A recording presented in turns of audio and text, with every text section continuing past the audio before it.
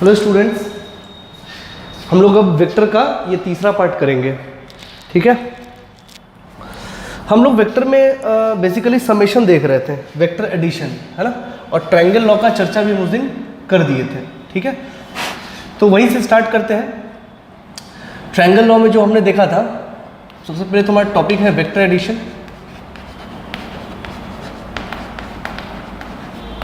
Vector addition, ठीक है, इसमें हम लोग देखे थे ट्रायंगल लॉ। ट्रायंगल लॉ में कितने वेक्टर्स को जोड़े थे? इसमें हम लोग कितने वेक्टर्स को जोड़े थे? दो वेक्टर्स को। ठीक है, so if C vector is equal to A vector plus B vector that can be represented as, this is A vector, A vector, B vector and this is called C vector which is equal to A vector plus B vector. Okay, ये हम लोग देखे थे। इसी से आता है हमारे पास पॉलीगॉन लॉ ऑफ वेक्टर, वो भी देख लीजिए। पॉलीगॉन लॉ ऑफ वेक्टर, ठीक है, ये क्या है भाई साहब? Polygon law of vector, when more than two vectors are added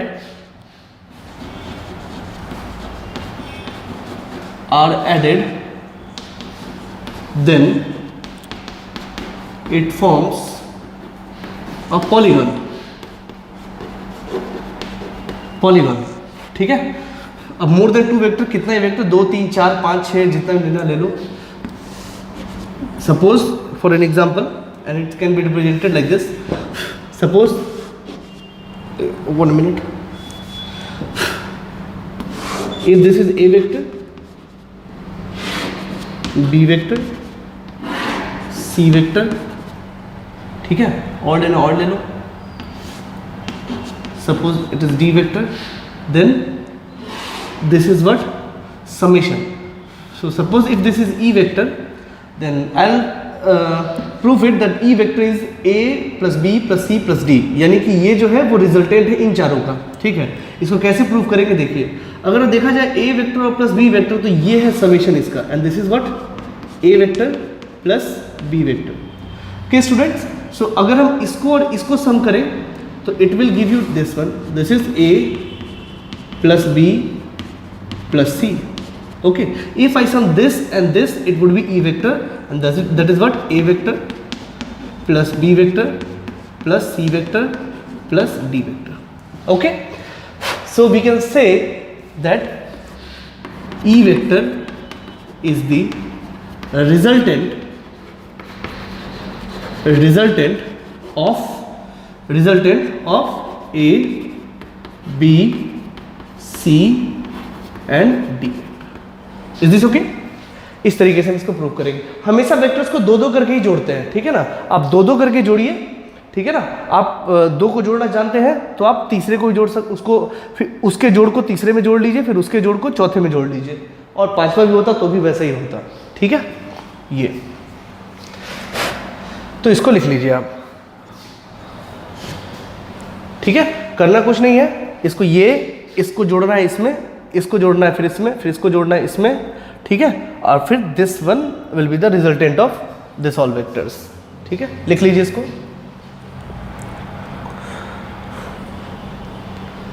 ठीक है, अच्छा ये क्या है, इसका लेंथ क्या है? अगर आप ध्यान से देखो तो इसका लेंथ क्या है? लेंथ है, अगर लेंथ ऑफ ई वेक्टर देखा जाए तो what is length of E vector? That is magnitude of E vector.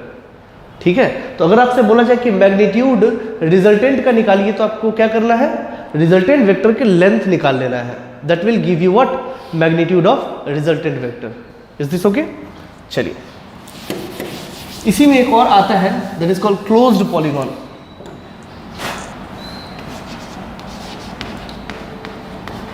Closed polygon vector. ठीक है, सो क्लोज्ड पॉलीगॉन क्या बोलता है? If vectors forms a closed polygon, then its resultant is 0. कैसे? देखिए, सपोज 3 वेक्टर को ऐड करते हैं. Suppose it is A vector, it is B vector and it is C vector. This is called a closed polygon vector. ठीक है, तो हम आपसे ये पूछते हैं कि A vector plus B vector plus C vector क्या होगा. आप इसको मिलाइए यहाँ पे, ये तो इसी से मिला हुआ है ना, क्लोज्ड है ये, तो यहाँ से मिलाने के लिए कोई लेंथ है ही नहीं, मतलब क्या है ये 0. 0 कौन सा? वेक्टर बना, क्योंकि वेक्टर जोड़ के वेक्टर ही मिलने वाला है. यहाँ 0 स्केलर बना नहीं होगा. ठीक है ना, ये देखिए आप क्लोज कर दिया ना आपने. अब यहाँ से कहाँ लाइन खींचे, तो लाइन का कोई लेंथ है ही नहीं, तो यानी कि 0 है. Is this okay? So this is called 0 vector. तो कोई भी ले लीजिए, ए वेक्टर, ठीक है, B vector, C vector, D vector, लो अगेन इट इज व्हाट, इसका रिजल्टेंट क्या है? 0 वेक्टर. ठीक है, चलिए कर लीजिए इसको. आप वीडियो पॉज करके लिख सकते हैं इसको.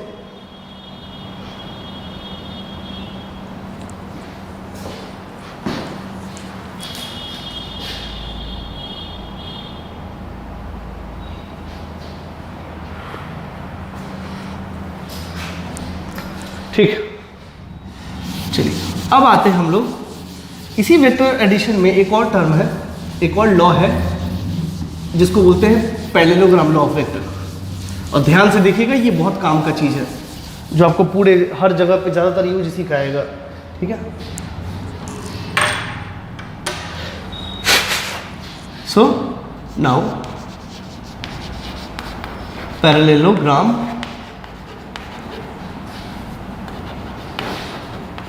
Law of vector addition. ठीक है, चलिए इसको देखते हैं क्या है ये.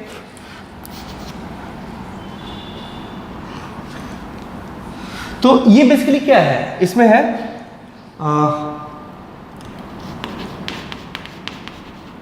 with the use of this law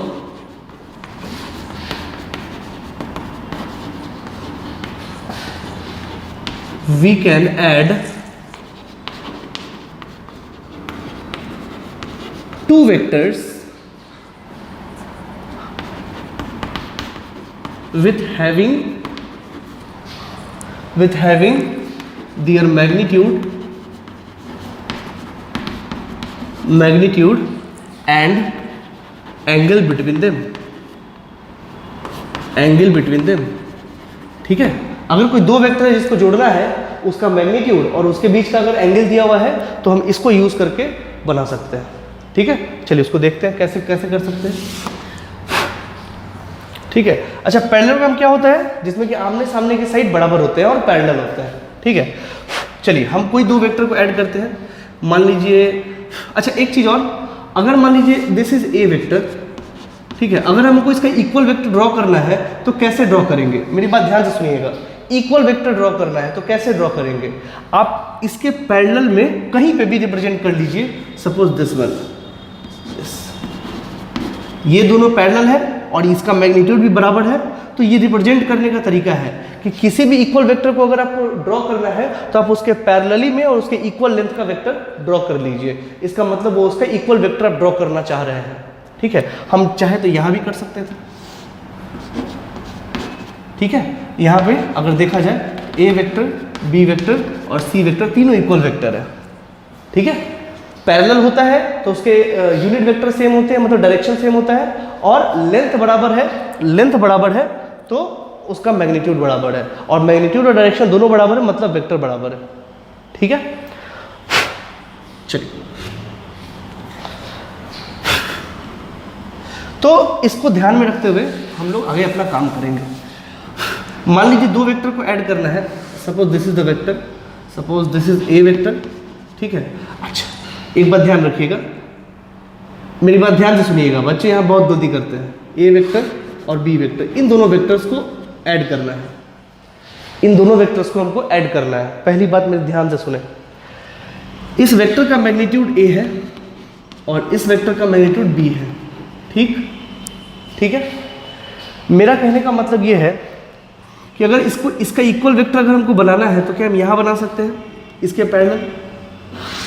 kilo लगभग बराबर ही है, मतलब बराबर होगा ही बराबर। ठीक है,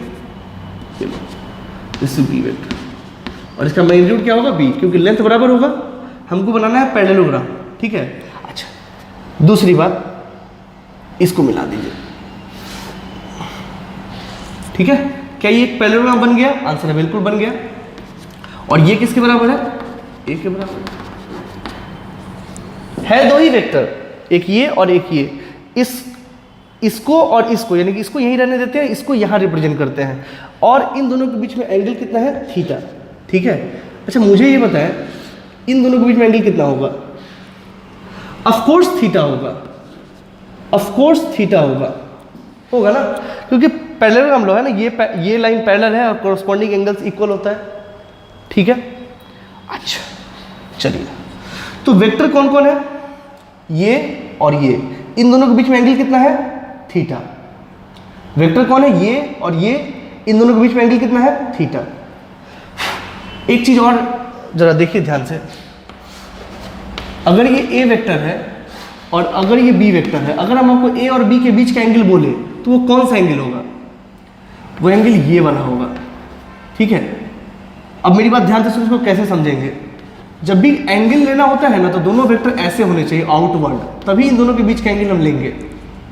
अब बोले तो सर ये तो पीछे है, पीछे कुछ नहीं है, वेक्टर को स्लाइड किया जा सकता है। वेक्टर को आप यहाँ रिप्रेजेंट करके यहाँ भी उसका डायरेक्शन दिखा सकते हैं, कोई दिक्कत नहीं है। यहाँ देखिए, एक इधर है और ये ए वेक्टर इधर है, तो दोनों एरो आउटवर्ड है, तब उन दोनों के बीच में जो एंगल होगा वही एंगल बिटवीन द वेक्टर्स होगा, बाकी कोई भी एंगल बिटवीन द वेक्टर्स नहीं होगा। ये बात आप याद रखें। ठीक है, चलिए पहले इसको नोट कर लीजिए। अब इसको हम लोग थोड़ा सॉल्व करते हैं।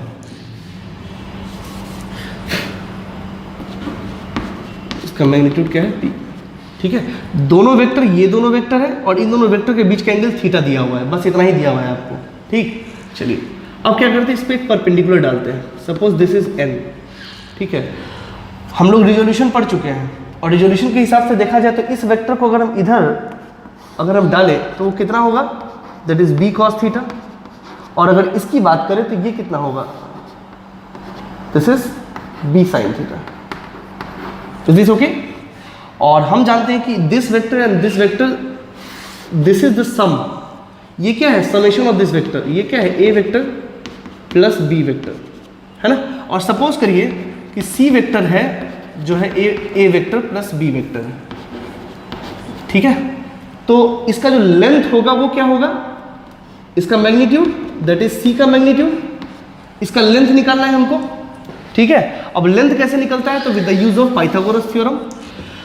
अब जरा ध्यान से देखिए, अगर मैं आपको बात को, suppose if it is O in triangle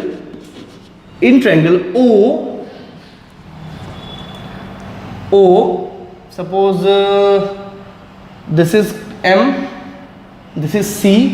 ठीक है, इन ट्रायंगल ओ सी एन, ध्यान से देखिएगा, ट्रायंगल जो कि राइट एंगल है यहाँ पे। अगर ऐसा है तो, अगर राइट एंगल ट्रायंगल है तो हम ऐसा कह सकते हैं कि O N square plus C N square is equal to O C square. Of course होना चाहिए, बिल्कुल होना चाहिए। और अगर देखा जाए तो ओ एन कितना है? अगर ओ एन की बात करें, ओ एन कितना है? O M plus M N, O M plus M N that is equal to A plus B cos theta. ठीक, अच्छा। नाउ अगर देखा जाए तो सी एन कितना है? तो सी एन है आपका कुछ नहीं, बी साइन थीटा। ठीक है, अब इसको एक्सप्रेशन भी डालना है, इसको और इसको इसमें डालना है। ठीक है, तो will have O C square is equal to A plus B cos theta का whole square, A plus B cos theta का whole square plus B sine theta का होल स्क्वायर। ठीक है, so this O C square is how much? A square plus B square cos square theta plus 2ab cos theta plus B square sine square theta.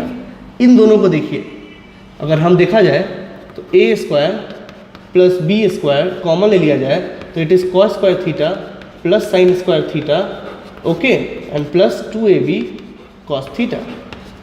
This value is 1. So you will get OC square is equal to a square plus b square और plus 2ab cos theta.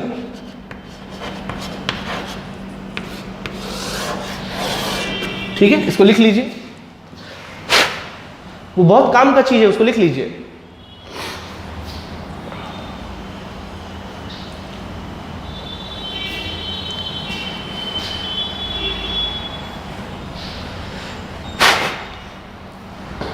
लिख लीजिए.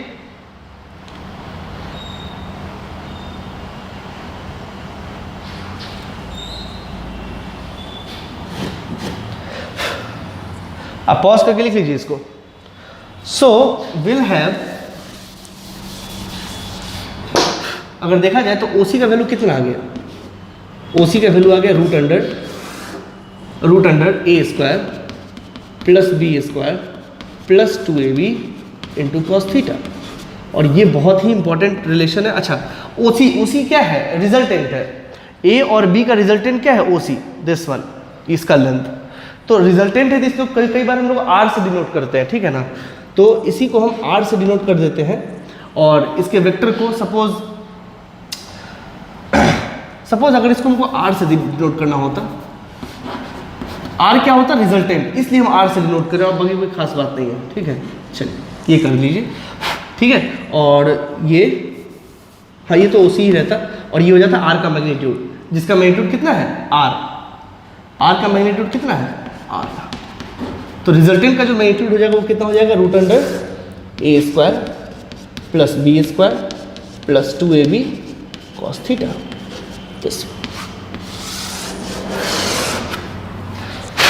ठीक है, लिख लीजिए.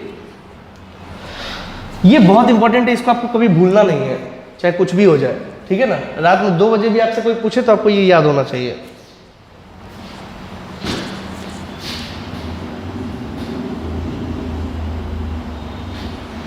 Okay, चलिए कुछ बातें इस पे कर लेते हैं. फॉर्मूला तो आ गया, अब कुछ बातें जो बहुत इंपॉर्टेंट है.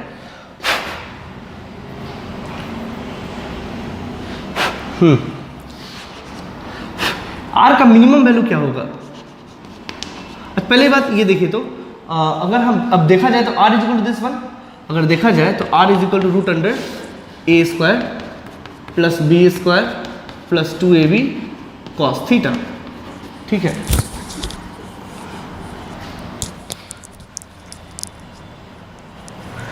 चलिए अब मेरे काम का चीज बस वही है. अब ये सब काम करनी है, ये सब कहाँ से है, अब मुझे कोई काम करनी है. ठीक है, अब जरा ध्यान से देखिए. अब यहां पे जो आर का मैग्नीट्यूड है वो बेसिकली ए और बी तो कांस्टेंट होता है, थीटा पे कैसे डिपेंड करता है, उन दोनों के बीच में थीटा होगा तो कैसे डिपेंड करेगा. तो ध्यान से देखिए हम जो लिख रहे हैं. अगर देखा जाए तो आर का मिनिमम वैल्यू क्या हो सकता है, आर का मिनिमम वैल्यू क्या हो सकता है, आर का minimum value occurs when cos theta is minimum. ये तभी मिनिमम होगा जब cos थीटा मिनिमम होगा, है ना. तो cos थीटा का मिनिमम वैल्यू क्या होता है, 0. क्या होता है, 0. क्या होता है, 0. तो cos थीटा का जो मिनिमम वैल्यू ये है 0, तो थीटा कितना होता है, ठीक तो है, हाँ ठीक है. तो आर का जो मिनिमम वैल्यू अकर्स कब होता है, जब कॉस, जैसे कॉस थीटा का साइन या कॉस का मिनिमम मैक्सिमम वैल्यू क्या होता है. एक मिनट पहले बताइए मिनिमम मैक्सिमम वैल्यू क्या होता है. साइन थीटा और कॉस थीटा जो होता है -1 से +1 तक चलता है. कॉस थीटा या साइन थीटा कुछ भी आपको पता है ना, साइन 180 इज इक्वल टू -1, साइन 0 इज 1, तो -1 से 1 तक चलता है. इसका मिनिमम वैल्यू क्या होगा, -1. तो यहाँ पे हमको क्या करना होगा, -1. और थीटा कॉस थीटा -1 कब होता है, जब थीटा कितना होता है, पाई. थीटा क्या होता है? पाई। ठीक है, तो ये होता है उस वेक्टर का मिनिमम वैल्यू। तो कितना हो जाएगा वो minimum value? So R minimum is root under A square plus B square minus 2ab। Okay, और ये क्या है? ये क्या है? ये है a माइनस बी का होल स्क्वायर। तो भाई साहब आर मिनिमम की वैल्यू क्या हो गई? a minus B. ठीक है, ये कंडीशन। अब मैग्नीट्यूड है, ठीक है ना? ए अब जैसे अगर देखा जाए तो प्लस माइनस, यहां से अगर निकलेगा तो प्लस माइनस ये होना चाहिए। इन दोनों में से कौन सा लेना है? जो प्लस में है, क्योंकि मैग्नीट्यूड है ना, मैग्नीट्यूड कभी निगेटिव नहीं हो सकता है, ध्यान रखिएगा। अब इसकी मैक्सिमम की बात करें कि आर मैक्सिमम अकर्स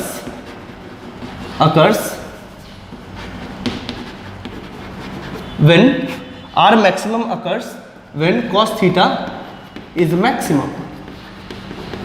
देख सकते हैं ना, ये जब मैक्सिमम होगा तो ये पूरा मैक्सिमम होगा, और cos थीटा का मैक्सिमम वैल्यू क्या होता है? 1। ठीक है, तो ये कब होता है? जब थीटा इज 0। तो इसको करके देख लीजिए, आर मैक्स कितना होगा? Root under A square plus B square plus 2ab, and this is equal to what? R max is equal to A plus B का whole square, and this R max is equal to A plus B. इसमें भी वही plus वाला, इसमें तो plus वाला ही आता है, तो ये प्लस वाला। ठीक है, ठीक है, so this is what? R max. तो कहने का मेरा मतलब ये है कि सर इससे क्या आप ये कहना चाहते हैं क्या कि आर का जो मैग्नीट्यूड है, आर का जो मैग्नीट्यूड है, ठीक है, वो मतलब देखा जाए तो magnitude of A plus magnitude of B से छोटा या बराबर होगा, और बड़ा होगा magnitude of A minus magnitude of B से। यस, एक बार तो सीधा सवाल इस पर पूछा गया था कि चूज द करेक्ट ऑप्शन, तो एक ऑप्शन उसमें ये था जो करेक्ट था, तो इसको ध्यान से देख लीजिए।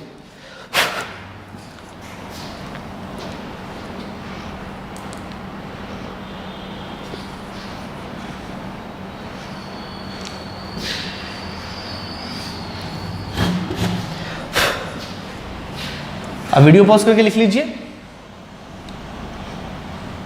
आर का मैक्सिमम वैल्यू ए प्लस बी है, और का माइनस वैल्यू मिनिमम वैल्यू ए माइनस बी है। सो ध्यान रखें इस बात को।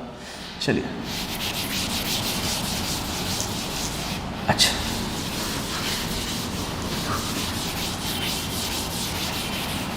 खैर इसको हम समझाते भी है, समझ में आ जाएगा, कोई बहुत बड़ी बात नहीं है। एक क्वेश्चन करते हैं, जैसे एक एग्जांपल है,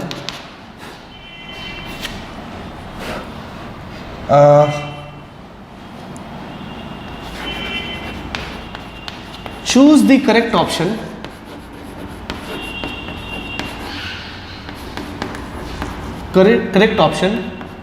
in which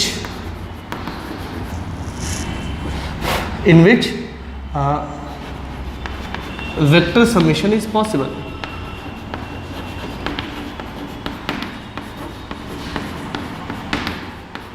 summation is possible. So अब इसको आंसर में से देखना है। 1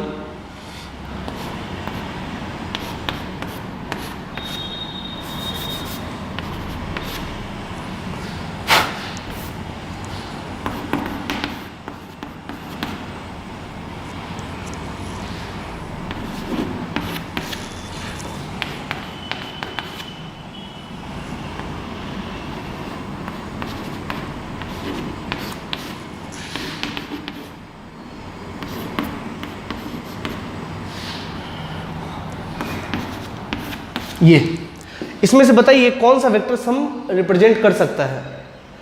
आप बिल्कुल भी घबराएं ना, बिल्कुल वहां पे देखें आप, ठीक है। ये सब मैग्नीट्यूड दिया हुआ है, यानी कि एक वेक्टर का मैग्नीट्यूड, ये दूसरे वेक्टर का मैग्नीट्यूड, ये उसका समेशन, ठीक है ना। अब इन तीनों में से कोई भी दो वेक्टर है और तीसरा उसका जोड़ है, तो पॉसिबल है कि नहीं है, हमको ये देखना है।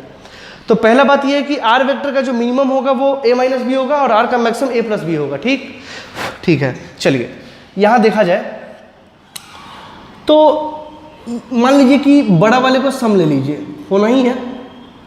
तो मैं जैसे 1 और 1 ये दो वेक्टर है तो इसका समेशन कितना होगा, मैक्सिमम कितना हो सकता है, तो 1 + 1 2, उससे ज़्यादा नहीं हो सकता। 1 + 1 2, यहाँ कितना है 3, यानी कि ये तो पॉसिबल है ही नहीं। दूसरा 2 और 2 4 और यहाँ 8 है, ये तो पॉसिबल हो सकता है नहीं।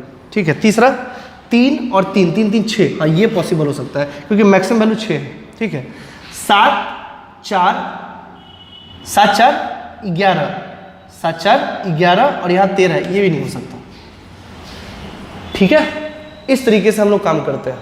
तो ये चेक करने के लिए पूछा जा सकता है, तो हमको वो ध्यान में रखना होगा। ठीक है। ऐसे क्वेश्चन पूछे जा सकते हैं।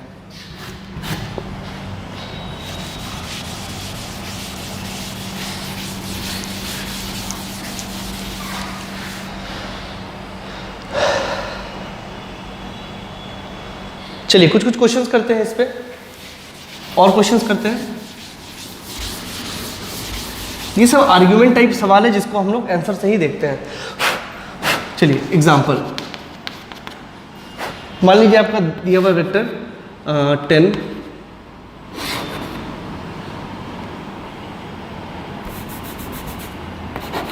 5 और 37। अब इसका समेशन पूछ रहा है। क्या पूछ रहा है, समेशन। दिखा दीजिए, यही ना होगा समेशन होगा। सो दिस इज आर, इसका मैग्नीट्यूड क्या होगा, तो मैग्नीट्यूड क्या होगा, आर वेक्टर का मैग्नीट्यूड हो जाएगा √10² प्लस 5 स्क्वायर प्लस 2 × 5 × 10 × cos 37। ठीक है। cos 37 पता है आपको, 3 4 5, उससे आप निकाल सकते हैं। ये कितना हो गया 100 प्लस 25 प्लस 5 × 10 10 100 और cos 37 कितना होता है 4/5, देख लीजिएगा। और ये 20, तो ये कितना हो गया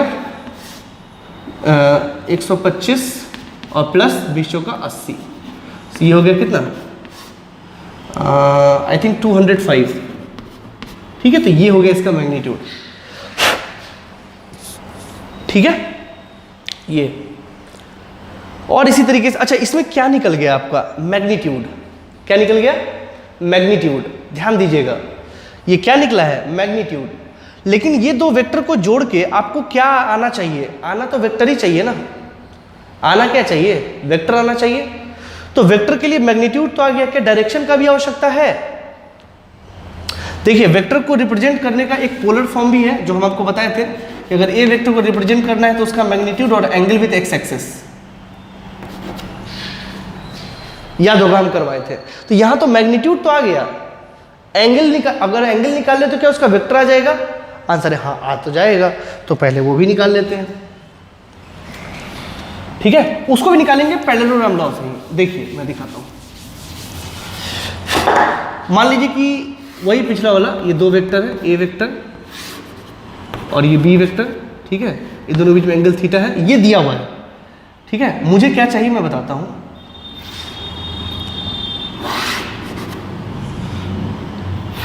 ये रिजल्टेंट है ना, मुझे ये चाहिए। अगर हम इसकी बात कर लें तो भी मेरा वेक्टर आ जाएगा।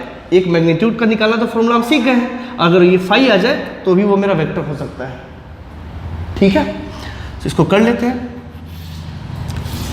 This is theta, this is perpendicular, this is B. ठीक है। इसका मैग्नीट्यूड बी है, जिसका मैग्नीट्यूड ए है। ठीक है। ये हो गया आपका बी साइन थीटा, ये हो गया आपका बी कॉस थीटा, ये था आपका n, आप देख लीजिए उसमें सब कुछ है। This is m। ठीक है। अगर हम इस फाई की बात करें तो इन ट्रायंगल OCN अगर देखा जाए तो tan फाई क्या है, tan phi is perpendicular upon base. Perpendicular कितना है b sine theta upon a plus b cos theta. ठीक है। This one. ठीक है। तो इससे ये आ जाएगा, तो फाई आराम से निकाला जा सकता है, कोई दिक्कत वाली बात ही नहीं है। ठीक है। कर लीजिए। लिख लीजिए, यहाँ से हमको एंगल भी आ जाएगा। तो हो गया, वेक्टर को जोड़ के वेक्टर चाहिए था, हम लोग निकाल लिए। अब आने वाले समय में किसी भी दो वेक्टर को जोड़ना है मैग्नीट्यूड से और एंगल से, तो आप यही यूज़ करके निकालोगे, इसलिए ये फॉर्मूला आपको याद होना चाहिए। ठीक है, अगर ये आर है, अगर ये आर वेक्टर है तो इसका मैग्नीट्यूड क्या हो जाएगा, मैग्नीट्यूड हो जाएगा root under A square plus B square plus 2ab cos theta. ठीक है, और एंगल यहाँ से निकाल लेंगे फाई। अच्छा, ये एंगल कहाँ से, ए से है कि बी से है? मैं आपको समझाता हूँ, ए से है कि बी से है? ये एंगल जो है फाई ए से है या बी से है? ए से है। ये कैसे पकड़ेंगे, ये कैसे पकड़ेंगे? तो पकड़ना ऐसे है, मैं बताता हूँ। यहाँ साइन थीटा और कॉस थीटा किसके साथ है? बी के साथ है। ये साइन थीटा और ये कॉस थीटा किसके साथ है? बी के साथ है। अगर बी के साथ होगा तो एंगल ए के साथ बनाएगा, बस इतना याद रखें। यहाँ पे हम A sine theta plus B plus A cos theta भी कर सकते थे, मुझे कोई दिक्कत नहीं था, उस समय एंगल बनता बी से। ठीक है, ये बात आप याद रखें, ये जुगाड़ है समझने के लिए, वरना बाद में आगे जाके आप परेशान हो जाओगे। ठीक है, देख लीजिए इसमें। चलिए हम लोग कुछ कुछ करते हैं, अब इसमें एग्जाम्पल्स करते हैं। इसके ऊपर एग्जाम्पल ऐड करना है आपको, ध्यान दीजिएगा। 5, 10, 60 डिग्री जोड़ना है इसको, ये इसका रिजल्टेंट है आर वेक्टर। मुझे ये भी चाहिए 5 और इसका मैग्नीट्यूड भी चाहिए, तो इसका मैग्नीट्यूड कैसे निकलेगा? That is 5 square plus 10 square plus 2 into 5 into 10 into cos 60। Cos 60 1/2 होता है, तो इससे ये चला जाएगा। ठीक है, ये हो गया 125 और ये 10, यानी कि 135। आप देख लीजिए करके, आप 1 मिनट, 125 और ये 50 है, 175 हो जाएगा ये। ठीक है, तो ये होगा इसका मैग्नीट्यूड। अब अगर एंगल निकालने के लिए कहा गया तो कैसे निकालेंगे? tan phi is equal to, अच्छा एंगल किसके साथ है? 5 के साथ है। सोचिए एंगल किसके साथ निकाला मैंने? 5 के साथ, तो हमको साइन कॉस किसके साथ लेना चाहिए? 10 के साथ में। सीधी बात, 10 into sine 60 upon 5 plus 10 cos 60, बस निकाल दीजिए 10। अब ये निकाल लीजिए आप, tan phi सॉल्व करना है आपको। 10 into root 3/2 upon 5 plus 10 into 1/2। ठीक है, तो ये 2 से 5 बार में निकल गया और ये 2 से 5 बार में। ठीक है, तो tan phi क्या हो गया? tan phi हो गया 5√3 अपॉन 10, 5√3 अपॉन 5 प्लस 5 10, 5 गुना 10। तो tan phi is equal to root 3/2। अब रिप्रेजेंट करना है 5, तो 5 को आप ऐसे भी लिख सकते हैं tan इनवर्स रूट 3/2। ये लिखने का तरीका है एंगल को।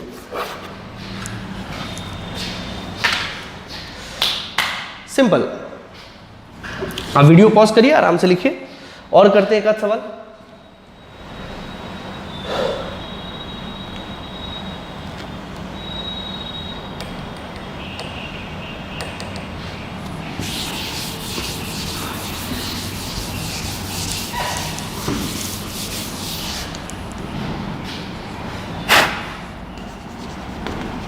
एग्जाम्पल नंबर 2,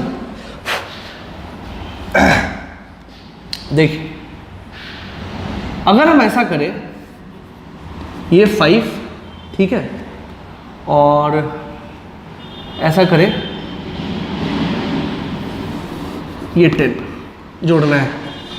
ठीक है, इन दोनों में एंगल कितना, सबसे पहले हमको ये बताइए। अगर एंगल देखा जाए तो थीटा कितना है? 0 डिग्री। थीटा कितना है? 0 डिग्री। पहली बात तो ये है। अच्छा, अगर हमको ये निकालना है आर, तो आर कितना है? अच्छा, ये आर मिनिमम का केस है, सॉरी मैक्सिमम का केस है। थीटा 0 है, देख लीजिए। तो ये जो होगा कितना होगा? 10 और 5 15। देखिए वेक्टर अगर एक ही लाइन में होता है तो डायरेक्ट हम ऐड कर सकते हैं, मतलब 10 न्यूटन से धक्का इधर दिए और 10 न्यूटन से और इधर ही दिए तो 20 न्यूटन हो गया। लेकिन 10 न्यूटन इधर दिए और 10 न्यूटन इधर दिए तो डायरेक्ट नहीं जुड़ेगा, तो वेक्टर से जुड़ेगा, वैसे जुड़ेगा। देखिए 5 और 10 ये दोनों अलग अलग एंगल पे है, तो ये होगा रिजल्टेंट। लेकिन अगर 5 और 10 एक ही डायरेक्शन में होंगे तो हम डायरेक्ट जोड़ सकते हैं, कोई दिक्कत नहीं है। That will be the maximum value of, ये दोनों वेक्टर को जोड़ के जो सबसे ज़्यादा मैक्सिमम वैल्यू आ सकता है वो 15 ही आ सकता है, 15 से ज़्यादा नहीं आ सकता। पहली बात तो ये। अच्छा, और थीटा कितना हो गया, सॉरी फाई, तो फाई भी तो 0 ही है ना। अब करके देख लीजिए ना, अगर फाई अगर देखना है तो 5 के साथ अगर एंगल निकालना है तो tan फाई कर लीजिए। किसके साथ लेंगे, 10 के साथ, 10 sin 0 अपॉन 5 प्लस cos 0। ये तो ऊपर वाला 0 ही है, तो 0 ही हो जाएगा और 5 हो जाएगा 0। ये तो होने ही वाला है, ठीक है ना। तो देखिए ये है इसका मैक्सिमम वैल्यू। अब ये जोड़ते इसको बढ़ा के 60 कर दिए, ठीक है, और बढ़ा के अब एकदम पीछे चले जाएंगे। दिस विल बी व्हाट, ये क्या है, ये है इसका मैक्सिमम वैल्यू, ठीक है। अगर इसी को हम 5 और 10 को यहाँ पे 0 पे किए तो मैक्सिमम आया, ऐसे किए तो कम आएगा। अब देख लीजिए √175 ये कम आएगा। ये जैसे 15 आया है ना, ये 15 आया है ना, 15 का स्क्वायर कितना होता है, √225। 15 का स्क्वायर रूट कितना होता है, √225 होता है ना। अगर देखा जाए तो r बार कितना है, ये है √225। आप देख लीजिए करके ना, यहाँ कितना है √175। तो इससे ये छोटा है कि नहीं है, बिल्कुल है, और होना ही चाहिए था। तो यहाँ पे ये 0 डिग्री पे है, अब यहाँ पे ये 60 डिग्री पे है, तो जाहिर सा बात है उसका वैल्यू इससे कम होगा, और है भी। और बढ़ाएंगे तो क्या होगा, और कम होगा, और बढ़ाएंगे तो क्या होगा, और कम होगा। देख लीजिए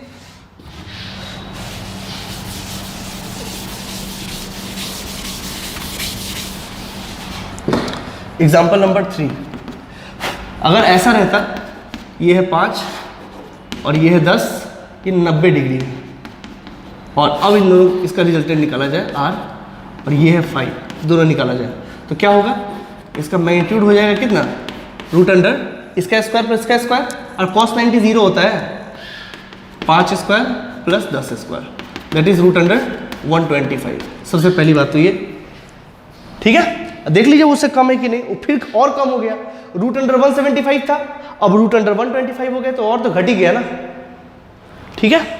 सो ये कंडीशन, ओके,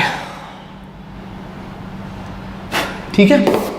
तो ये कंडीशन आ गया आपका √125। हाँ, अब अगर फाई निकालना है तो tan फाई क्या हो जाएगा, किसके साथ है, 5 के साथ है तो 10 के साथ लेना पड़ेगा sin cos, तो साइन ऊपर में होता है हमेशा याद रखें, अपॉन 5 प्लस 10 cos π/2, ठीक है। अब π/2 तो cos π/2 तो 0 होता है ना, और ये 1 होता है, तो आ गया 10/5 दैट इज 2, तो फाई कितना हो गया, tan इनवर्स 2। Answer simple.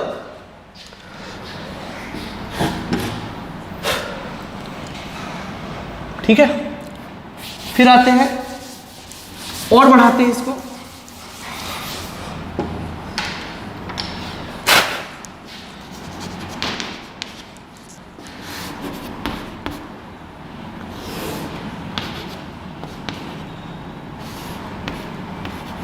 एक 120 डिग्री, ठीक है, 120 डिग्री, ठीक है भाई। अच्छा, तो इसका रिजल्टेंट क्या होगा, ये कहीं ना कहीं होगा r, ठीक है। अच्छा, एक चीज और हम आपको दिखाते हैं, चलिए दोस्तों एक चीज और आपको दिखाते हैं। यहां पे tan फाई कितना है, तो tan इनवर्स 2, देखते हैं वैल्यू कितना होता है, हम निकाल सकते हैं, कैलकुलेटर है हमारे पास। मुझे कुछ दिखाना है आपको,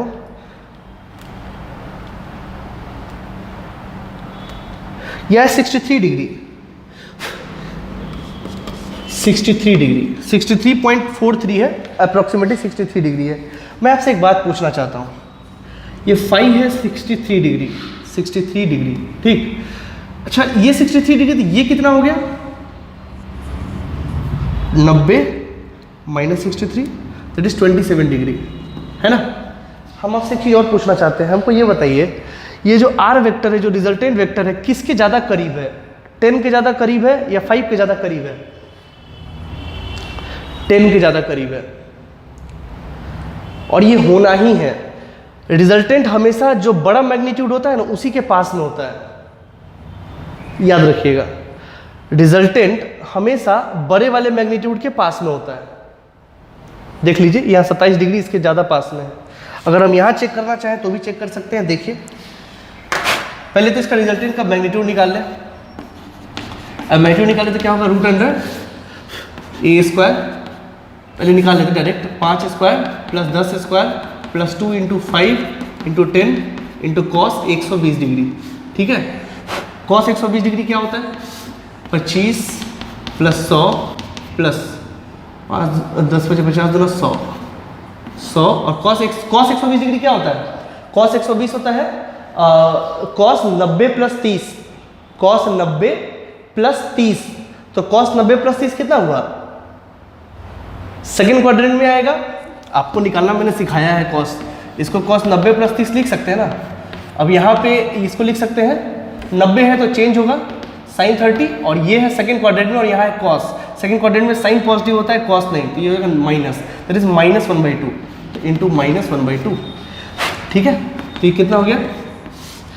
125 माइनस 50, 2 से 100 बार ये हो जाएगा कितना? 50, तो -50, तो कितना हो गया? -75, यस, √75। और अगर 10 की बात करें, 5 की बात करें, सो दिस इज 5, तो 5 किसके साथ में है? 5 किसके साथ में है? इसके साथ में है, 5 के साथ में, तो हम 10 का दे दीजिए, जरा बॉटल दे दीजिएगा।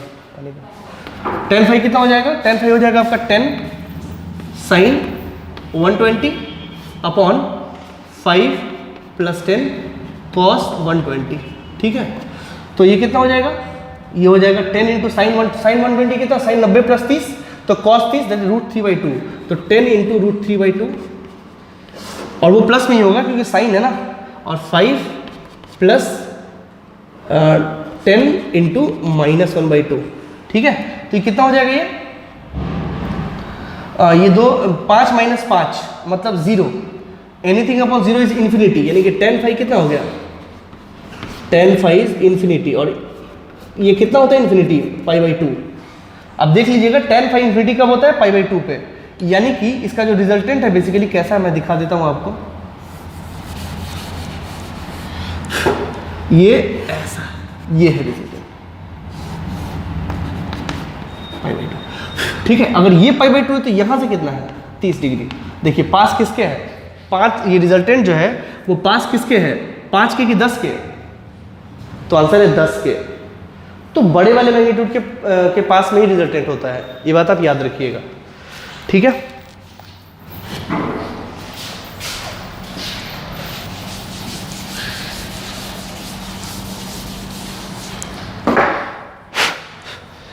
चलिए एक चीज और देख लेते हैं, एग्जाम्पल नंबर 5। अगर हम ऐसा करें, यह है 10 और यह है 5, ठीक है, अब इन दोनों में एंगल कितना है? 180 डिग्री। थीटा कितना है? 180 डिग्री, मतलब पाई है ना, पाई रेडियन। तो ये तो मिनिमम का केस है ना, तो इस केस में क्या होगा? R minimum that is a minus B, यानी कि 10 माइनस 5 दैट इज 5। 5 किस तरफ? इस तरफ, क्योंकि ये ज़्यादा है, इसका जो रिजल्टेंट होगा वो होगा 5। ये याद रखिएगा, देख लीजिए 10 में से 5 गया। ठीक है, अच्छा इसका ये फाई कितना है? जो रिजल्टेंट होगा वो किस तरफ है? इसी तरफ है ना, तो इससे इसका एंगल कितना है? 0 डिग्री है ना। तो इसका मिनिमम वैल्यू कितना हो गया? 5। मैक्सिमम वैल्यू कितना था? 15। 5 और 15 के बीच में ही लाइक किया है ये। ठीक है, और रिजल्टेंट किसकी तरफ होगा? 10 की तरफ कि 5 की तरफ? तो 10 की तरफ। आई बात समझ में? तो ये देखने का तरीका है, लिख लीजिए।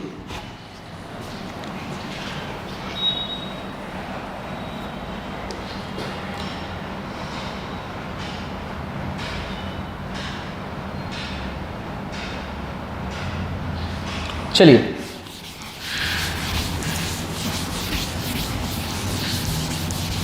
अगर हम इसको वेक्टोरियली रिप्रेजेंट करें तो भी देखा जा सकता है। देखिए मैं इन सारे प्रॉब्लम को वेक्टोरियली रिप्रेजेंट करके दिखाते हैं हम आपको। ये है 5 और ये है 10, इसका जो रिजल्टेंट आएगा क्या आएगा? इसी लाइन में आएगा 15। ठीक है, 15 ऐसे शो करेंगे। ये 5 है ना और ये 10 है, इसका समेशन 15 होगा। ठीक है, और इसका जो ये रिजल्टेंट है इससे कितने एंगल पे है? तो 5 0। ठीक, दूसरे केस में 60 लिए थे ना, ये 5, ये 10, इन दोनों के बीच में एंगल कितना था 60 डिग्री। तो ये था रिजल्टेंट, था ना। और ये कितना था रूट अंडर 175। ठीक है, मैं आपको समझाता हूँ, इससे आप ओवरव्यू कर सकते हो किसका मैग्नीट्यूड ज़्यादा होगा किसका मैग्नीट्यूड कम होगा। देखिए उसके बाद हम क्या लिए थे, ये लिए थे 5 और ये लिए थे 10। तो ये आया था इसका मैग्नीट्यूड रूट अंडर 125। जरा ध्यान से देखिए, ये बड़ा, अगर हम सेम लेंथ में अगर लें तो आपको समझ में आएगा। ये 5 और ये 10, दोनों के बीच में एंगल 60 डिग्री।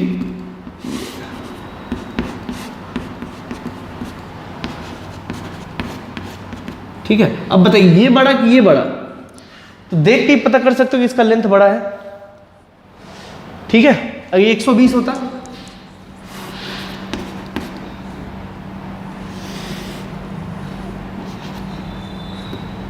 ये देखिए इन दोनों वेक्टर के बीच में एंगल कितना हुआ 120 डिग्री। ये वो इसका रिजल्ट है। अब बताओ ये बड़ा या ये बड़ा।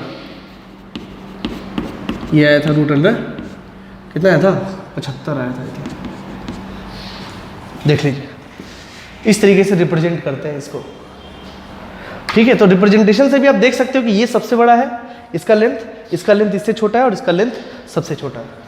ठीक है, और एक और केस है ये वाला, मतलब हम इन तीनों की बात कर रहे हैं, इन तीनों कंपैरिजन में बात कर रहे हैं। ठीक है, और अगर ये देखा जाए 10 और ये 5, ठीक है, तो इसका रिजल्टेंट को आप यहां दिखाइए।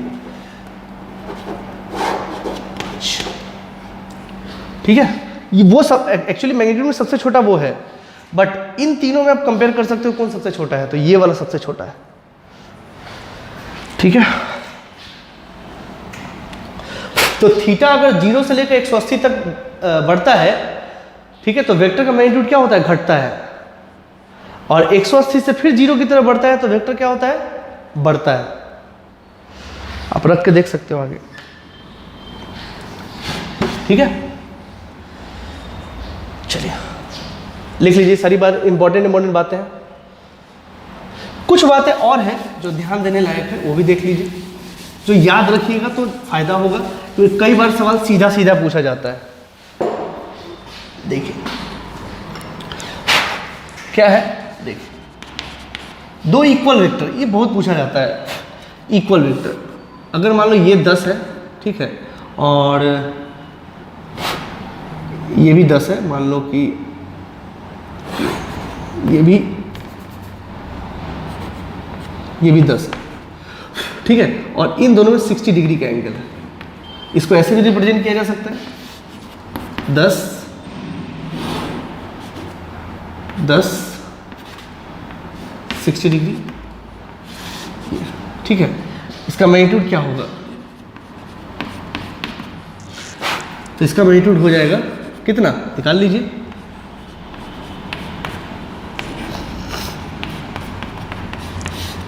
Ten square plus 10 square plus 2 into 10 into 10 into cos 60। Cos 60 से ये 2 चला जाएगा, 1/2 होता है ना, तो ये 10 स्क्वायर ये भी हो गया। तो कै को 10 स्क्वायर है, that is root under 3 into 10 square. 10 बाहर ले लीजिए, 10 रूट 3। ये वैल्यू याद रखिए, ये होता है 10 रूट 3। कोई भी इक्वल वेक्टर के बीच में अगर 60 डिग्री का एंगल है, ठीक है, तो उसका रिजल्टेंट क्या होगा, √3 टाइम्स कोई भी एक वैल्यू। अगर 10 और 10 को जोड़ रहे दोनों के बीच में 60 डिग्री है, तो हमको ये बात समझ में आ जाना चाहिए, उसका मैग्नीट्यूड 10 √3 होगा। बस एक तो ये ले लीजिए और √3 मल्टीप्लाई कर दीजिए, एकदम सफिशिएंट। अब बताओ ये फाई कितना होगा, बुद्धि से बताओ। दोनों में से बड़ा कौन है, सर दोनों बराबर है, तो दोनों बराबर है, तो ये 60 है तो ये 30 होगा। दोनों की तरफ इक्वल रुझान होगा इसका। आप निकाल के देखना चाहते हैं, निकाल के देख लीजिए। 10 5 10 के साथ है तो वो वाला 10 ले लीजिए, इसमें कोई भी लीजिए, कोई दिक्कत नहीं है।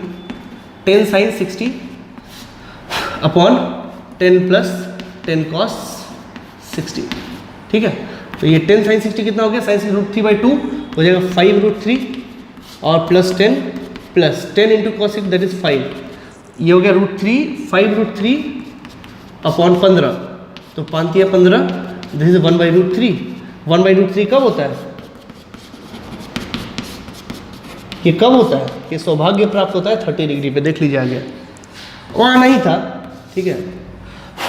उसी तरह एग्जाम्पल नंबर 7 कि अगर कोई दो वेक्टर है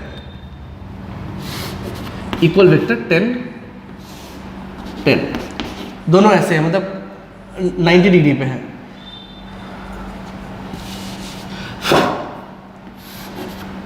टेन 10, ठीक है, और ये π/2 है, तो उसका रिजल्टेंट कितना होगा, ये होगा 10√2। अब करके देख लीजिए ना, 10² प्लस 10² अब प्लस 2 इंटू cos 90 होगा तो ये 0 हो जाएगा, and that is 2 into 10 that is 10√2, ठीक है। इसको ऐसे भी रिप्रेजेंट किया जा सकता है, ये दो वेक्टर, ये समेशन 10√2। तो अगर दोनों के बीच में दो इक्वल वेक्टर्स है, अगर दोनों के बीच में π/2 बन रहा है तो उसका मैग्नीट्यूड कितना हो जाएगा, 10√2। आपको √2 मल्टीप्लाई कर देना है, ठीक है। और अगर कोई पूछ ले कि फाई कितना होगा, 45, दोनों बराबर ही है ना, ठीक है, सिंपल। तो सिंपल केसेस है। अगर तीसरा केस क्या है जो याद रखने वाला है, अगर दोनों के बीच में 120 डिग्री है, 10 10, ठीक है, 120 डिग्री है, तो रिजल्टेंट क्या होगा, ठीक है। या फिर इसको ऐसे भी रिप्रेजेंट कर सकते हैं, ठीक है। तो ये 10, ये 10, ये एंगल कितना, 120, ठीक है। तो जो इसका समेशन होगा वो क्या, ये होगा, ठीक है। और ये कितना होगा मैं आपको बता देता हूँ, एक्चुअली ये उतना ही हो जाता है, कैसे मैं दिखा देता हूँ, ये देखिए,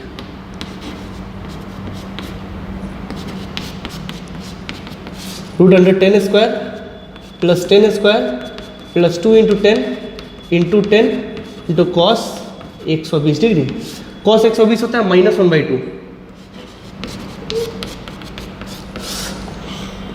सो ये हो गया 10² प्लस 10² और ये cos 1/2 -1/2 होता है, तो 2 से 2 कटेगा और माइनस आ जाएगा, तो -10², ये 10² कैंसिल हो जाएगा और √10², तो आंसर इज 10। तो अगर 120 डिग्री है तो सीधा का सीधा उतना ही उतर जाएगा, ठीक है ना। तो ये 10 है, ये 10 है, तो ये भी 10 ही होगा, ठीक है। और आप जुगाड़ से भी निकाल सकते हैं, तो ये 120 है तो ये कितना होगा, 60 डिग्री, ये एक इक्विलेटरल ट्रायंगल है, 60, ये दोनों इक्वल है, तो जाहिर सा बात ये भी 60-60 ही होगा, ठीक है। और इन दोनों के बीच की ये फाई कितना होगा, 60 डिग्री। सिंपल है, ये 3 केसेस आपको ध्यान रखने हैं जिससे कि सवाल जल्दी सॉल्व हो। अगर ऐसा केस हो तो आप डायरेक्ट लिख सकते हो, ठीक है। लिखिए इसको,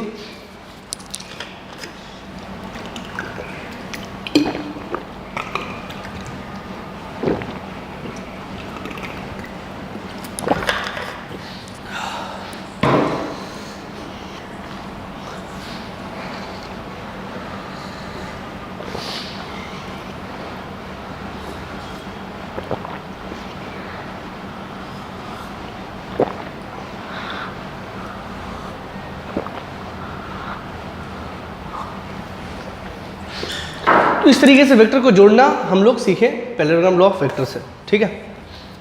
चलिए, ये होता है यहाँ पे एडिशन। अच्छा, कुछ और चीज़ लिख लीजिए, अब लिखेंगे नोट में।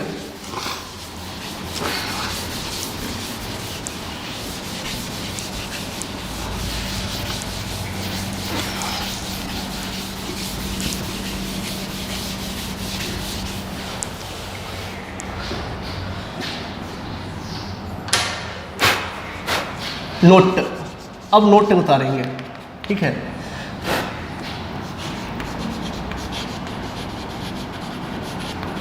Property of addition of vector.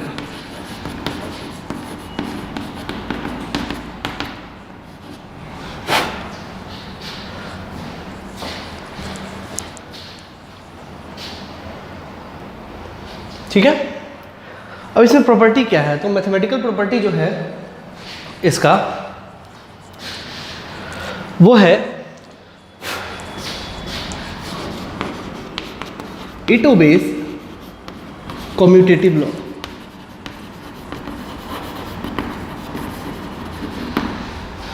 ठीक है, इसको देख भी सकते हो। Suppose if this is A vector, और वो क्या कहता है मैं बताता हूँ ये है क्या, आपको पता भी हो, पहले बचपन में पढ़े भी हो गए, that is B minus A. ठीक है, तो देखते हैं कैसे होगा ये। If A vector and if it is B vector, तो this is what A plus B. पहली बात तो ये तो समझ में आया आपको, दिस इज हमने क्या करा, सॉरी बी प्लस ए, हमने क्या करा ए प्लस बी करा। अब हम लोग क्या करना है बी प्लस ए, तो आप बी प्लस ए करिए और देखिए हम कैसे शो करते हैं। अगर हमको बी पहले ड्रॉ करना है तो बी को हमको क्या करना पड़ेगा, पैरेलल ड्रॉ करना पड़ेगा, इसके पैरेलल ये, दिस इज बी। ठीक है, और बी में जोड़ना है ए, तो ए ये है ना, ये ऐसा जोड़ दीजिए।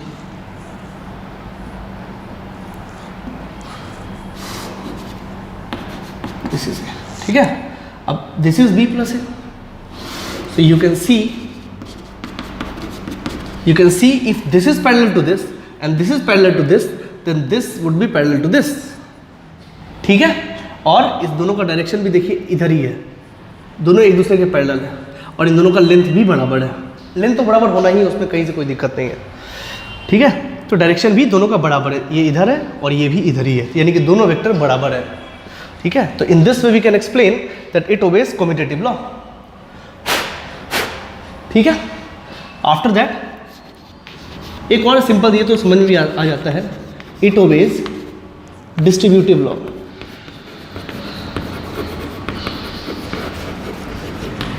Distributive law, so it is what, a plus B plus C vector है, तो it is equal to a plus B vector plus C vector. इसमें कहीं से कोई दिक्कत नहीं है, ये देखा भी जा सकता है। ठीक है, सो you can see this, right it down.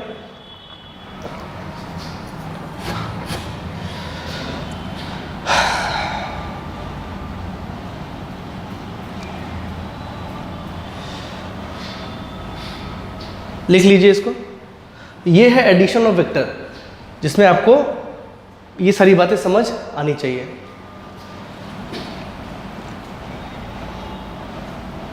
अच्छा, नोट में एक लाइन और लिखें, वो एडिशन ऑफ वेक्टर के हिसाब से नहीं है, मतलब ये एक पॉइंट है। दूसरा पॉइंट वेक्टर्स के बारे में ही लिखना है, जो हम चाहते हैं कि यहाँ पे आपको बता दें। आई थिंक आपने ये नोट कर लिया, कर लीजिए पॉज करके।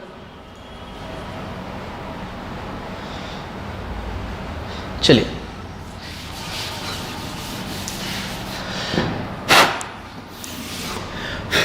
तो देखते हैं उसको। एक और अलग पॉइंट क्या है कि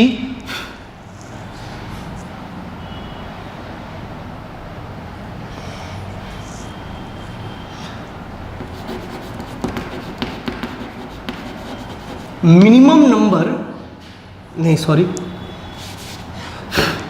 maximum number of vector that must be coplanar,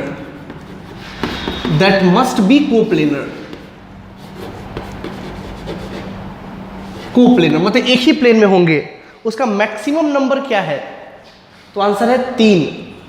मैं बताता हूं, ये एक वेक्टर मान लो, तो ये तो एक ही प्लेन में होगा। एक प्लेन मतलब क्या, हम इसमें ड्रॉ कर सकते हैं, ये भी एक प्लेन है, आप समझ सकते हैं ऐसे। 2 वेक्टर, ये भी तो एक ही प्लेन में होगा ना। ठीक है, कोई बच्चा कहेगा कि सर हम एक काम करते हैं, इसको इसमें रखते हैं, इसको इधर कर लेते हैं, तो ये भी तो बेटा एक ही प्लेन है ना। अगर आप इसको ऐसे कर लेते हैं, तो ये दोनों मिला के ये भी तो एक ही प्लेन है ना। 2 वेक्टर मिला के आपको एक ही प्लेन आता है। ठीक है, अच्छा,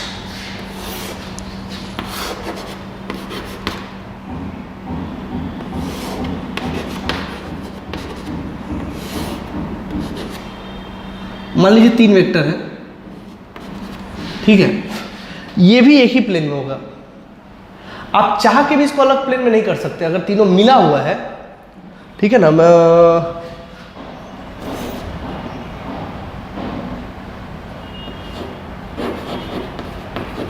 क्लोज्ड वेक्टर, अगर हम क्लोज्ड वेक्टर की बात करें तो एक तो ये तो समझ में आता है ये दोनों तो प्लेन में होगा। क्लोज्ड वेक्टर की बात करें तो ये देख लीजिए, क्लोज्ड वेक्टर की बात करें ये देखिए, आप चाह के भी इसको अलग प्लेन में नहीं कर सकते हैं।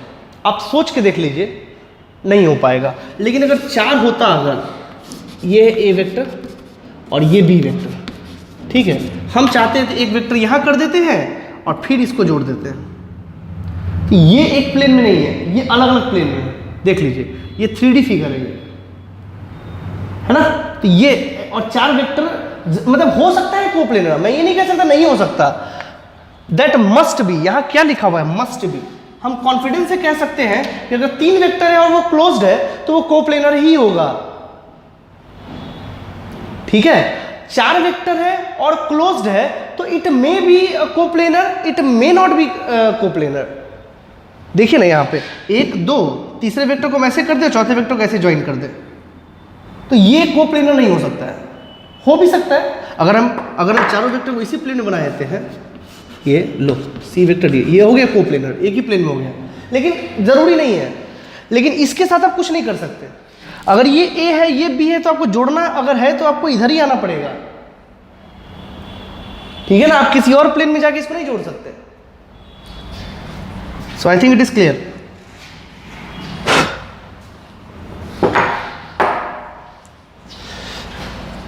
ओके, चलिए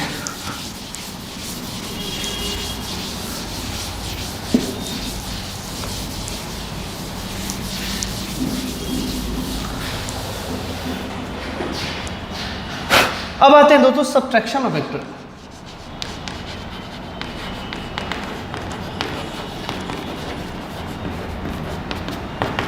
इसको देखने से पहले मैं आपको एक बात पूछूं, suppose if it is A vector, तो ये क्या है, ये बराबर, ये पैरेलल भी है और बराबर भी है मैग्नीट्यूड में, इसको क्या लिखेंगे, माइनस ए वेक्टर। याद रखिए उल्टा है ना, माइनस तो डायरेक्शन को ही शो करता है कि if I have taken this to be positive then this is negative. Okay, इसी जुगाड़ से हमको सब्ट्रैक्शन समझना है, ध्यान रखिएगा। लिख लीजिए इसको अगर लिखना हो तो। चलिए, subtraction of vector. Suppose C vector is A vector minus B vector, इसको कैसे रिप्रेजेंट करेंगे, तो पहले दिमाग लगाइए। इसको हम क्या लिख सकते हैं, A vector plus minus B vector. क्या इसको हम ऐसे लिख सकते हैं, बोलिए। बिल्कुल लिख सकते हैं। इसको रिप्रेजेंट कैसे करेंगे, suppose if this is A vector, ठीक है, if this is B vector, ठीक है, समझ आ रहा है। तो ये क्या हो जाएगा, this is A vector plus B vector, इसमें कहीं से कोई डाउट नहीं है। लेकिन मुझे क्या चाहिए, ए माइनस बी चाहिए, तो हमको जोड़ना किस में, ए में और माइनस बी में। तो ये बी है तो ये क्या हो जाएगा, minus B vector. Now A plus minus B, A plus minus B, this is A minus B. लिख लीजिए, जुगाड़ से करेंगे भाई साहब।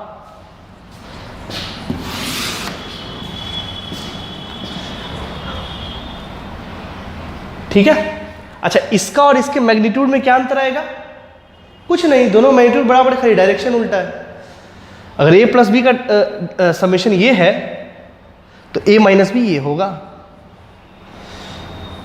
ठीक है, लिख लीजिए।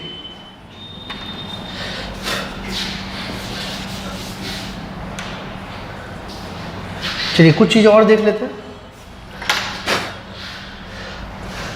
इसमें अगर पैरेललोग्राम लॉ लगाया जाए, अगर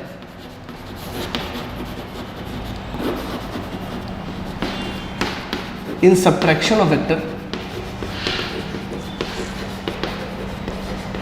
तो कितना होगा, क्या होगा, तो देखिए कोई दिक्कत नहीं है, निकाल सकते हैं। देखिए suppose if this is A vector, if this is B vector, ठीक है, और इसका मैग्नीट्यूड क्या है बी, इसका मैग्नीट्यूड क्या है ए, ठीक है, तो इसके बीच में एंगल कितना होगा थीटा मान लीजिए। तो मुझे तो इस वेक्टर से लेना देना नहीं है ना, मुझे तो इस वेक्टर से लेना देना है, दिस इज माइनस बी, जिसका मैग्नीट्यूड अब भी क्या होगा बी। लेकिन लेकिन लेकिन ए और बी में एंगल कितना है थीटा, ए और माइनस बी में कितना है दिस इज 180 माइनस थीटा, ठीक है, और कुछ नहीं करना है आपको, इस पे रख देना है।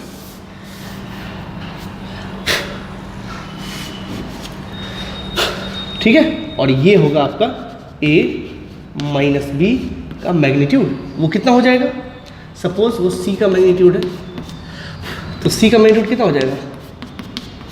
अच्छा, इसको भी रिजल्टेंट ही बोलते हैं। क्यों रिजल्टेंट बोलते हैं, है तो एडिशन ही ना, है तो एडिशन ही ना, ठीक है। सो c वेक्टर क्या हो जाएगा, this is A square plus B square plus 2ab, हाँ कॉस क्या लेंगे, कॉस कौन सा एंगल, तो 180 माइनस थीटा, तो कॉस 180 माइनस थीटा क्या हो जाएगा minus cos theta, second quadrant में है वो, A square plus B square minus 2ab cos theta.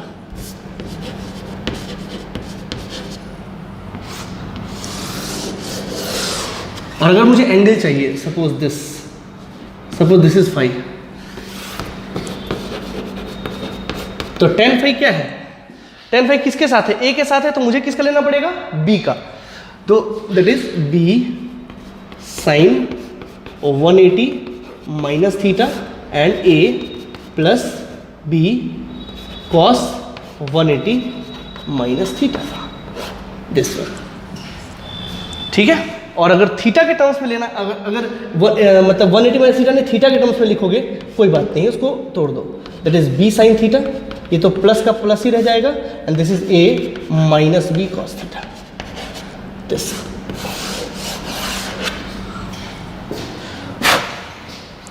ठीक है, देख लीजिए।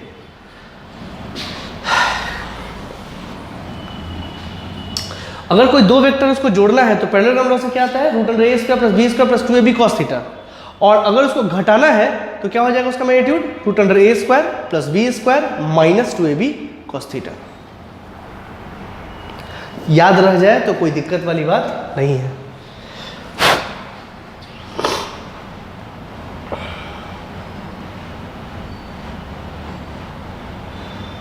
ठीक है, लिख लीजिए इसको।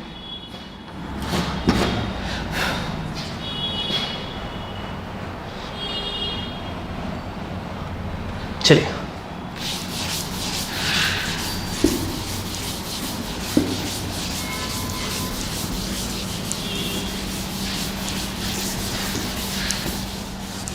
पॉज करके लिख लीजिएगा। चलिए एक एग्जांपल करते हैं। एग्जाम्पल 1, इस केस में एग्जाम्पल 1, ठीक है। Suppose if it is 5, if it is 10 and there is 60 degree, ठीक है। तो हम आपको बोले कि इन दोनों को जोड़ के बताइए, यानी कि suppose if A vector this one,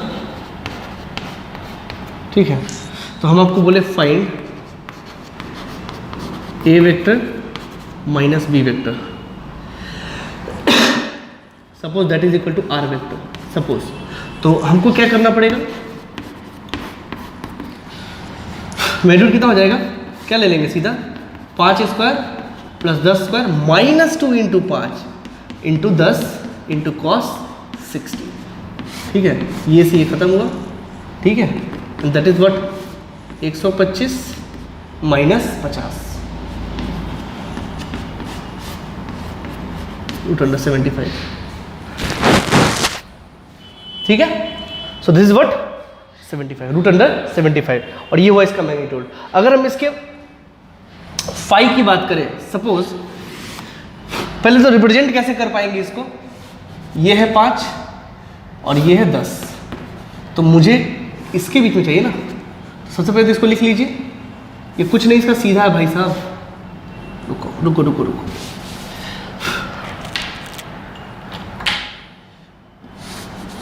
ये है 5 और ये है 10, ठीक है। तो उसके पीछे लेना पड़ेगा, दिस इज 10, मैग्नीट्यूड इसका 10 ही होगा ना, बट ये क्या है माइनस बी वेक्टर का मैग्नीट्यूड, ठीक है। तो इसका जो रिजल्टेंट आया है, अच्छा किसके करीब होगा, इसी के करीब होगा, याद रखिएगा ये चीज। मैग्नीट्यूड कितना है √75, ठीक है। अब मुझे फाई चाहिए, तो फाई इससे लेना है अगर, तो इसका कहानी लेना पड़ेगा। So tan phi is equal to 5 से है तो 10 का लेना पड़ेगा, 10 इंटू साइन, अच्छा कौन सा एंगल, ध्यान से देखिए कौन सा एंगल, 10 याद करिए, माइनस वाला 10 साइन 60 अपॉन 5 माइनस 10 कॉस 60, भाई साहब, ठीक है ना, याद करो, अभी करवाया है। So tan phi is how much,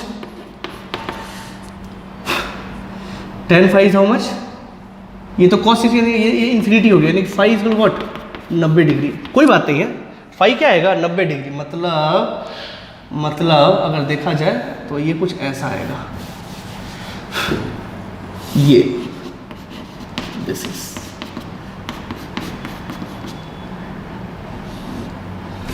ये जो फाई आया है आपका, दिस इज फाई बाई 2, देख लीजिए, ठीक है। तो इस तरह के सवाल आपको आते हैं एग्जाम्स वगैरह में।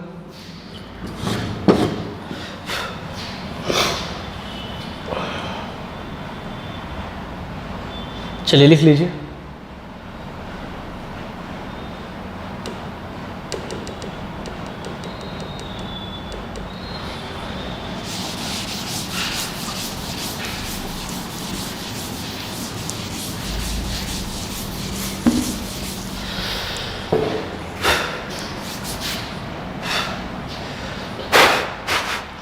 चलिए अब इसमें क्या करते हैं, अब कुछ डायरेक्शंस की बात करते हैं, मतलब ईस्ट वेस्ट नॉर्थ साउथ कैसे लिखते हैं, आपको आना चाहिए ये चीज़, ठीक है।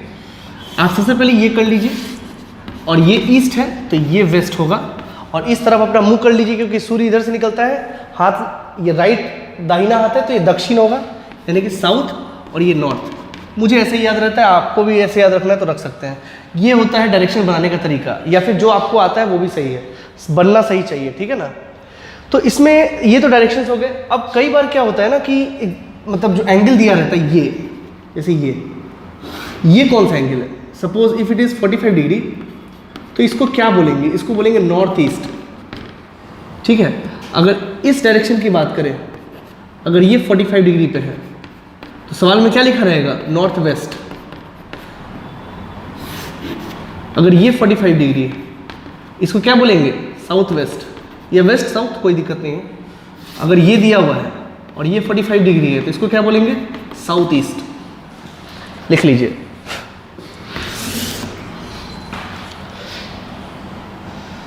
ठीक है, ये पहला, ये डायरेक्शंस ज्ञान होना चाहिए आपको, कई बार सवाल सीधा डायरेक्शन से ही आता है आपको।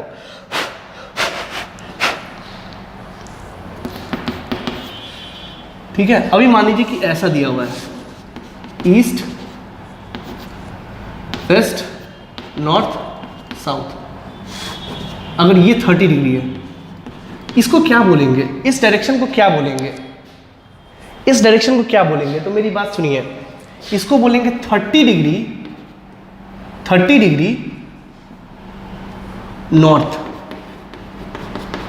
Of east.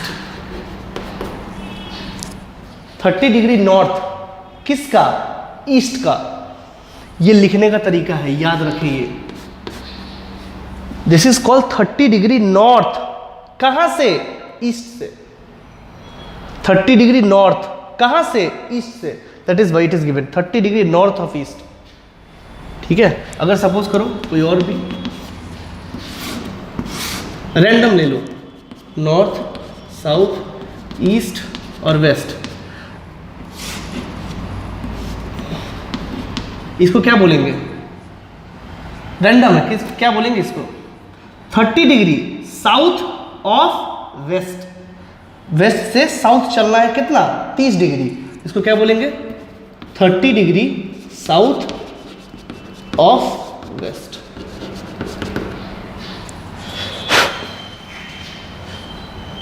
ठीक है, सिंपल सी बात है,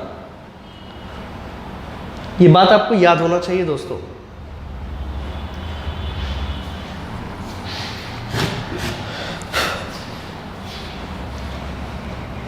चलिए एक और करते हैं इसमें, आप लिख लीजिए इसको, और करते हैं। जैसे मान लो कि हमको रिप्रेजेंट करना है 30 डिग्री वेस्ट ऑफ नॉर्थ,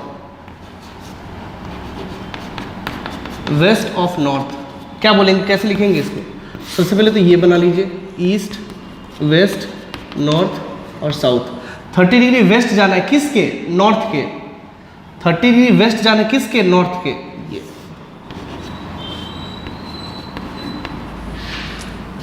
ठीक है, या इसको हम एक और चीज भी तो बोल सकते हैं ना, 60 डिग्री नॉर्थ ऑफ वेस्ट।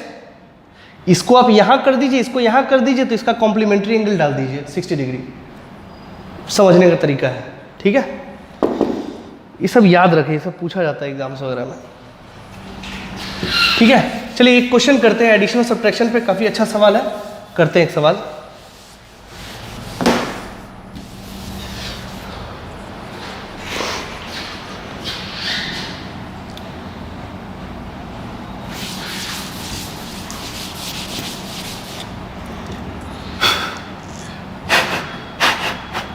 चलिए एक सवाल करते हैं।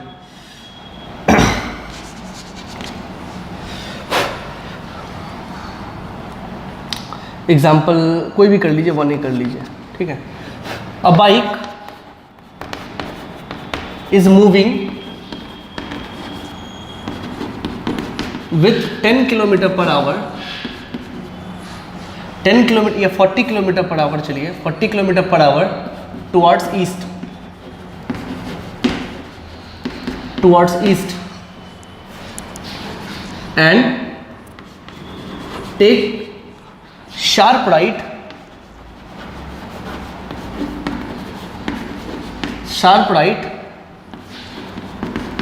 without changing its speed, मतलब 40 का 40 ही है, without changing its speed,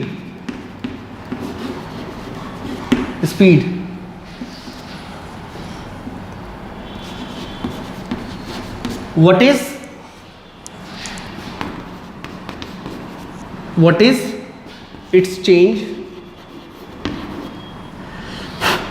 its change, in speed and velocity? Speed और वेलोसिटी में क्या अंतर है? तो देखिए सवाल को करते हैं। वेलोसिटी क्या है, वेक्टर, स्पीड क्या है, मैग्नीट्यूड। तो सवाल क्या है इसमें, मतलब कहना क्या चाह रहा है, कहना ये चाह रहा है कुछ, देखिए ये है ईस्ट, ये है वेस्ट, ये है नॉर्थ, ये है साउथ, ठीक है। तो पहले तो चल रहा था ये ईस्ट,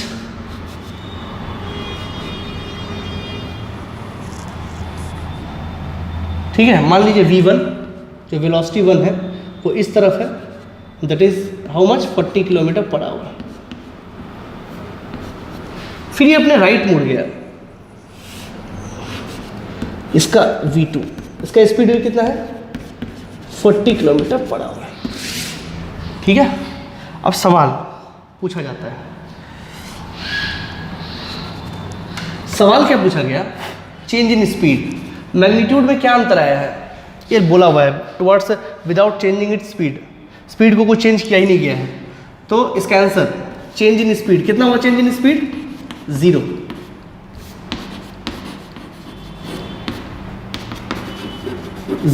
पहली बात तो ये क्लियर होना चाहिए आपको, ठीक है। फिर अगर आपसे पूछा चेंज इन वेलोसिटी कितना है, क्या ये 0 है, नहीं, कई बच्चे इसमें 0 बोलते हैं, बट ये 0 नहीं होगा, चेंज इन वेलोसिटी। अच्छा, चेंज इन वेलोसिटी में सबसे पहली बात, अगर सिर्फ चेंज दिया हुआ है तो क्या करना है इसमें, v2 माइनस v1 करना है कि v1 माइनस v2 करना है।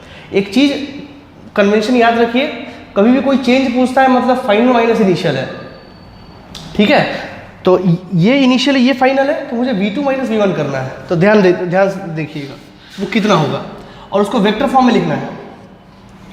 सो वो क्या हो जाएगा, that is V2 minus V1। अब इसको कैसे निकालेंगे तो मैं बताता हूँ, समझे यहाँ पे। तो V2 माइनस V1 करना है, आपको ध्यान किस पे देना है, तो V2 प्लस माइनस V1 इस पे ध्यान देना है। तो देखिए सबसे पहली बात, ये V2 है तो इसको हम यहां भी रिप्रेजेंट कर सकते हैं पैरेलली, मैंने आपको पहले भी बताया है। दिस इज V2, ठीक है। और V1 जो है उसको माइनस कर दीजिए, ये माइनस V1 करने पे आपका मैग्नीट्यूड नहीं बदलेगा, वो तो उतना ही रहेगा,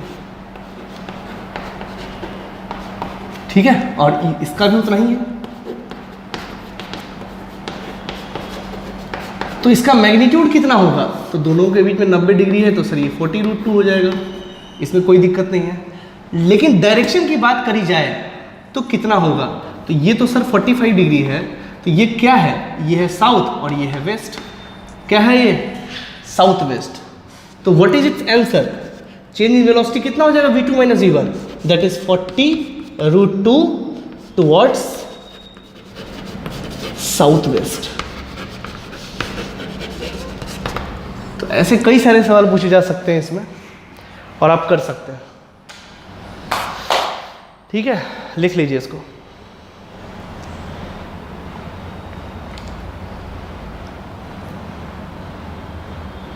ठीक है, तो ये दोस्तों कुछ सवाल है जो एडिशन और सब्ट्रैक्शन से रिलेटेड है। हम आपको ना ये जितने बेसिक्स है एडिशन और सब्ट्रैक्शन के मैंने आपको बता दिए। हम ना एक शीट डालेंगे आपके ऐप पे, ठीक है, और आपके इस पे भी डाल देंगे, आप डिस्क्रिप्शन बॉक्स पे भी देख लीजिएगा, आपको मिल जाएगा, ठीक है। तो आप चाहे तो ऐप पे चेक कर लीजिए, वहाँ भी मिल जाएगा आपको। एक वेक्टर का शीट देंगे तो उसमें आपको ये सब बनाना होगा, उस पर इस पे बेस्ड कई सारे क्वेश्चंस होंगे, आप करिए, ठीक है। तब तक के लिए इसको रहने देते हैं, थैंक यू।